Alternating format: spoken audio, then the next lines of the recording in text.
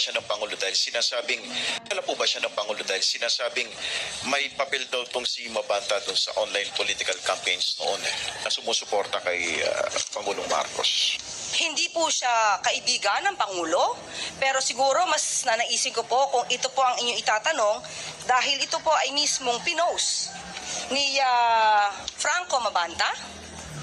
Baka ito po ang itanong nyo kung ano po ang relasyon niya sa mga Duterte.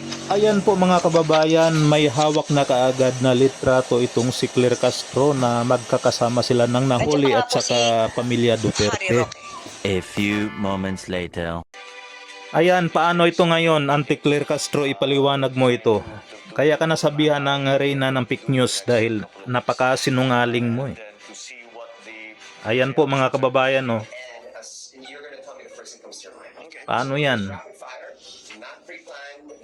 Ayan, kasama mismo ni Bongbong Marcos. Itong si Franco Mabanta, yung nahuli kanina, na di umano'y gustong kikilan si Romualdez. Ito pa mga kababayan, no? Birthday daw nitong si itong nahuli. Nandyan si Lisa Aranita Marcos saka si Bongbong Marcos.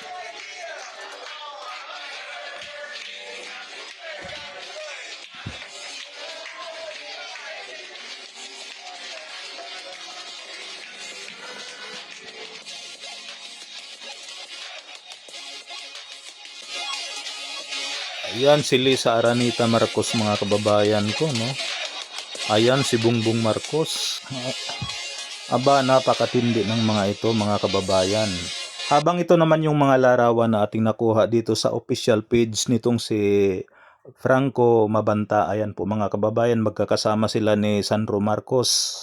So dito makikita mga kababayan na talagang kakilala o kaibigan nila itong nahuli. Habang may nilinaw naman si Banat Bay dito kay Franco Mabanta mga kababayan.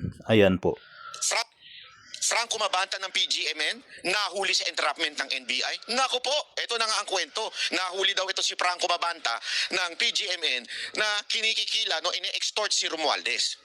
Tulad ng sinabi ko, ang banat bay po, pag tama palakpakan at mali banatan. Pinapalakpakan natin ng NBI dito. Pero linawin natin mga kababayan na itong si Franco Mabanta, hindi po ito Duterte supporter ha.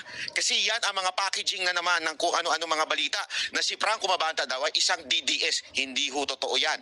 Kung siya man ay bumabanat sa gobyerno, it doesn't mean na siya ay Duterte supporter. As a matter of fact, ito po si Franco Mabanta ay dati pong kaibigan ni Marcos. Sa katunayan, hinire pa ni Marcos yan noon. Kaya huwag niyong sasabihin na Duterte supporter si Franco Mabanta. Hindi po Duterte supporter si Franco Mabanta. Pero, ito ang isang tanong ko lang sa NBI. Tama man ang ginawa niyo ngayon na in-entrap niyo si Franco Mabanta para mahiwalay yung mga bulok at doon sa totoong nakikipaglaban sa bayan. Ang tanong ko lang sa NBI, yung bang mga bayaran na troll ng administrasyon na ito, mga vlogger na bayaran na administrasyon na ito, sinubukan nyo na bang in-entrap? Kasi napakarami dyan na mga bayarang vlogger ng administrasyon na ito. Hindi ko alam kung sino nagbabayad sa kanila para siraan si VP Sara Duterte.